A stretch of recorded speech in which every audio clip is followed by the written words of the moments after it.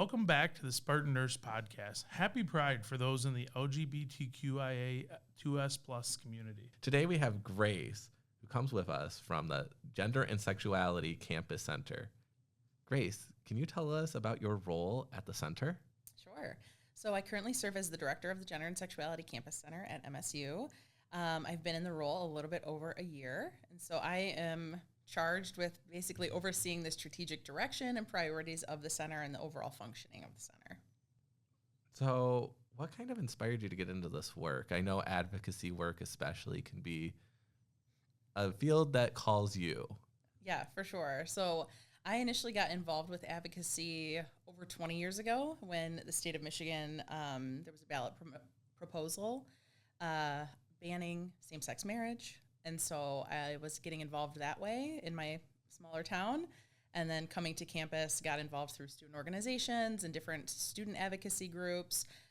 From there, really realized that I could make a career out of this. And so started working more with the different nonprofits within the community. That took me to Oakland University, where I was their coordinator of the Gender and Sexuality Center there for over 10 years. I left higher education for a bit.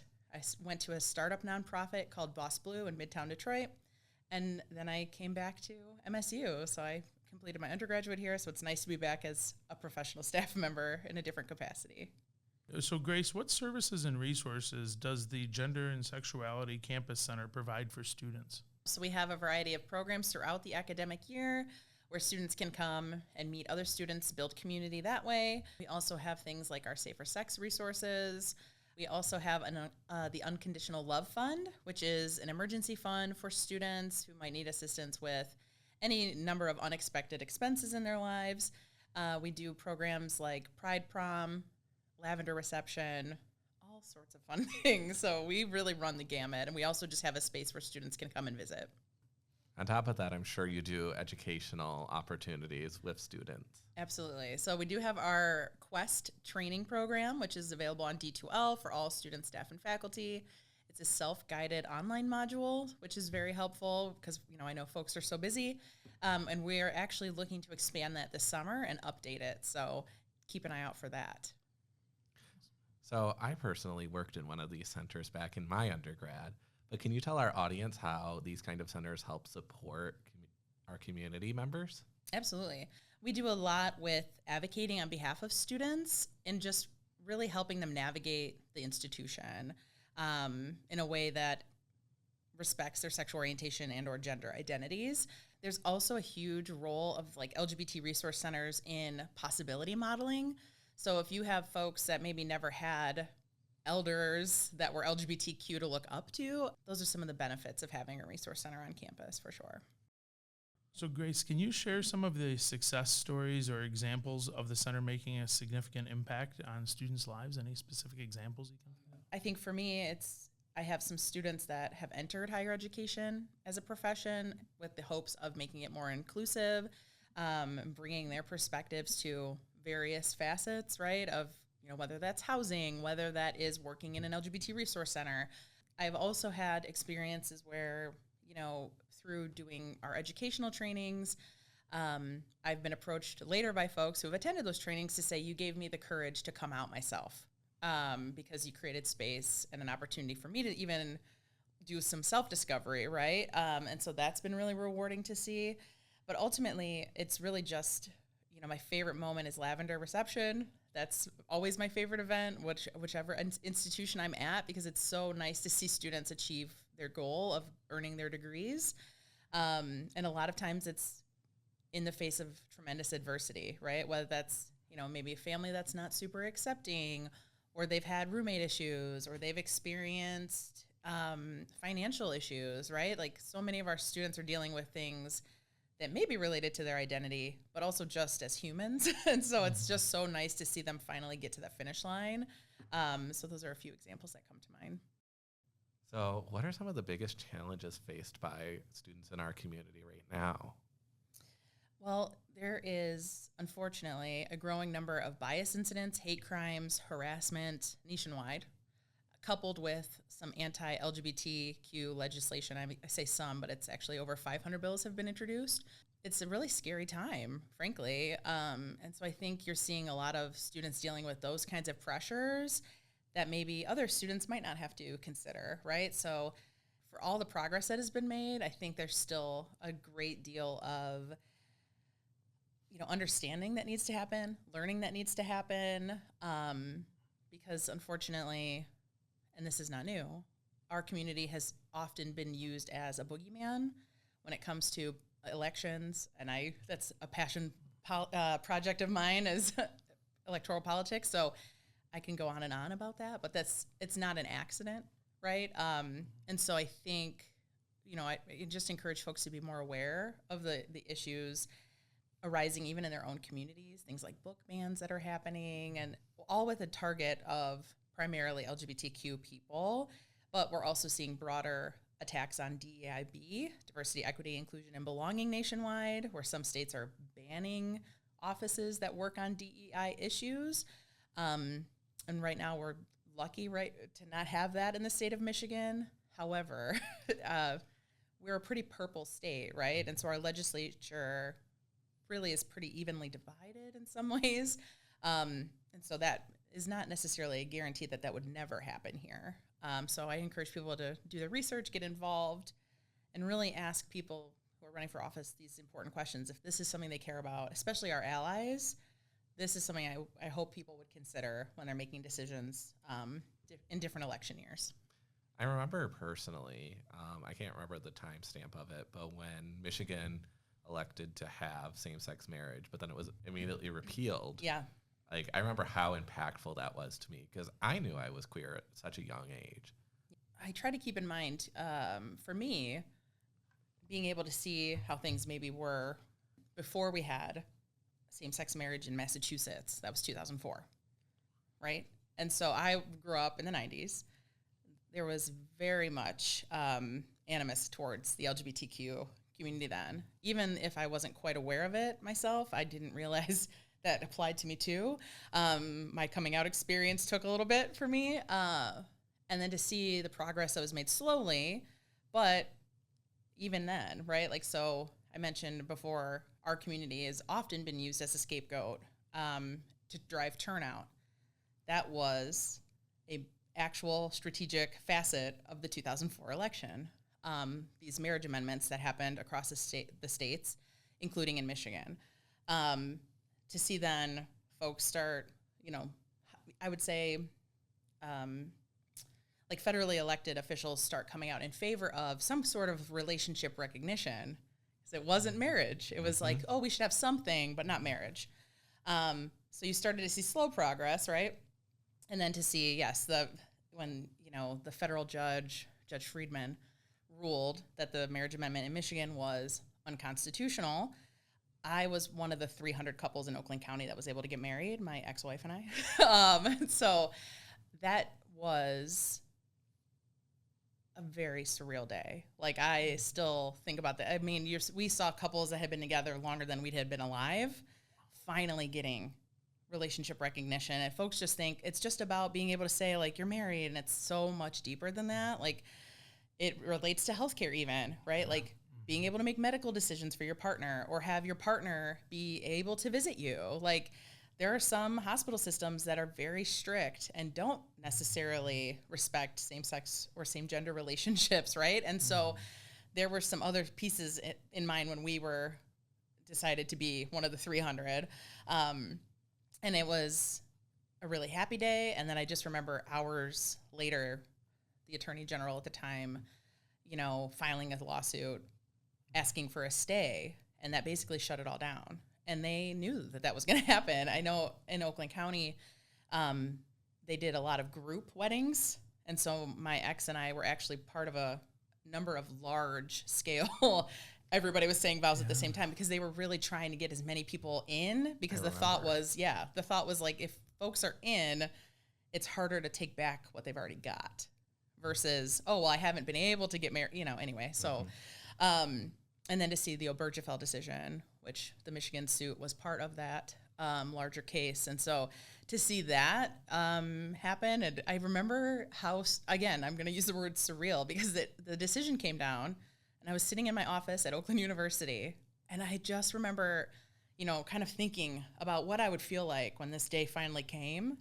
And it was like, oh, it's kind of anticlimactic in a way, where I was like, I was alone because it was summer. No students are on campus. And I was like, I really was hoping it would be this like big celebratory day. And it's like just me, like on Facebook, seeing all the rainbow, pride flags and the White House getting lit up in pride colors and all this. I'm like, this is not how I expected this day to go. But in a way that just showed there wasn't anything major about it. It's like just more people having access to a system that other folks have had access to for hundreds of years, right? So, yeah, that was really interesting.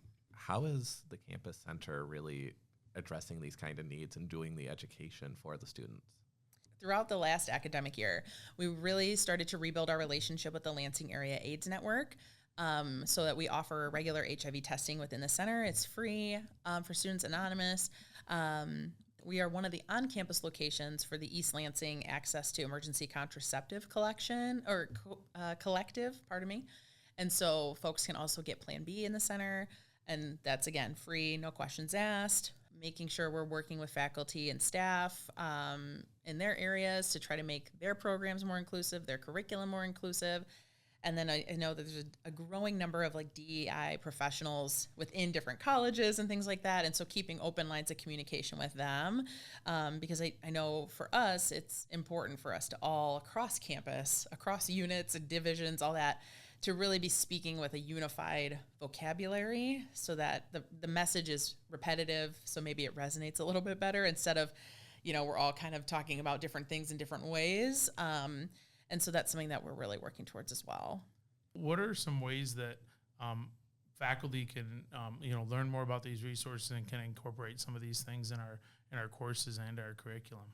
So we have a fantastic webpage that is very thorough with a lot of different promising practices. That's what we like to call best practices.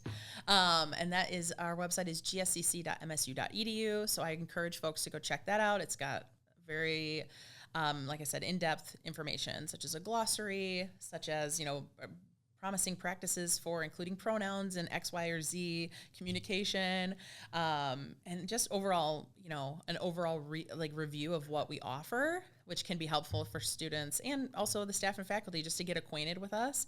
And that is also a great place for folks to be able to make meetings, schedule meetings with any of the full-time staff members in the office if they would like to just get to know us, communicate further, ask questions.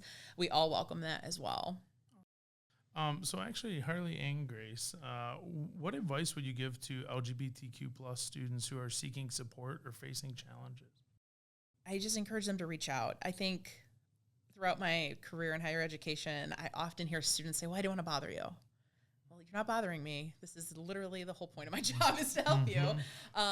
It might take a little bit of bravery, but that's what we're here for. So I want to make sure they know that. I think mine comes from a lot of personal experience, but I know now I'm very loud and proud and very much like somebody who I needed to see when I was younger.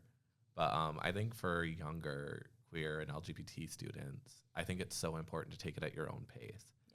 Like there is no roadmap to coming out, to being queer. What you're living through is hard and challenging, but it's also so freeing being yourself. Absolutely.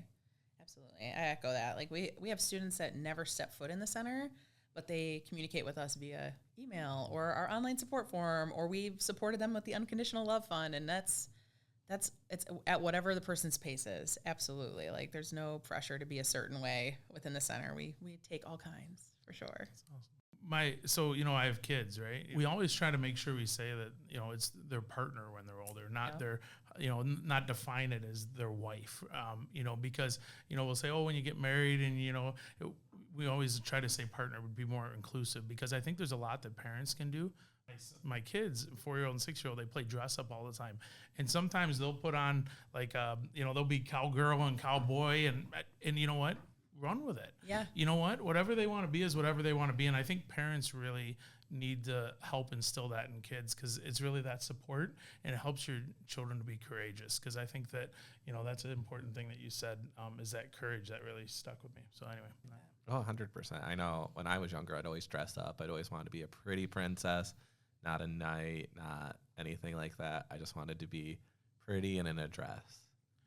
Solid choice. Society pushes a lot of expectations on queer people too. Yeah. Like, you don't have to look a certain way to be queer. And I think it's so interesting to see how far that's come. Absolutely. Well, and I think, I think there is a lot of pressure, right? Where folks, especially when you're first coming out, and I don't want to speak for everybody, but I know for myself, when I was first coming out, I really struggled with this, like, I don't look like a stereotypical lesbian, right? And so then it's like, well, I'm not going to not like things that I've liked my whole life just so that I can look or behave a certain way that people think is stereotypically lesbian, right? So it's like, to me, that's what being queer is kind of living in your own way, right? Like, whatever you resonate with, like, take it or leave what doesn't, and I think that's something I want to see more of, right? Like, and some of it is just the time and circumstance, right? Like, way back when folks my age were coming out, there were very limited depictions of what it meant to be a queer person, a queer adult in media or in the world. And so folks were just kind of clinging to what was available. The sassy gay man. Exactly. Yeah, or the angry lesbian, right? Oh, yeah. And it's like, okay, fine. Also, we have a range of emotion. But, right. Like, I think that's why it's hard, because if you have a limited idea of what possibility looks like, what you can be as a gay person or a queer person growing up. And that's why these roles on campuses are so important. It's just the amount of students that I've had say to me, like, it's so cool to see someone who is part of the community have a kid and, like, have, this, like, life that I thought I would never be able to have because I am queer or trans. Like, that's why this is important, right? Like, we make a huge impact on students' lives in broader ways in terms of student success and all those, like, fun metrics that we love, but it also matters just in terms of what students now have a role model, right? Or they have someone they can kind of say, oh, well, that is possible for me. And it's not going to be this, like, negative existence, especially if that was the message they received from maybe a not so accepting family, right? And that's not uncommon. It's like almost like fear mongering of, well, you can't possibly be queer or trans because your life will be this terrible depiction of, doom and gloom. That's just not the case, right? And I know we touched on it previously when we were speaking. There's so many social media influencers and folks that have been able to really share openly what their life looks like, that I think it's helped move the conversation forward in many ways. Well, Grace, thank you so much for joining us on this episode of the podcast. My pleasure. To find your breaking news and latest updates within the College of Nursing, please refer to our website at nursing.msu.edu. You can also find us on all social media platforms at MICHST Nursing. Who will? Spartans will.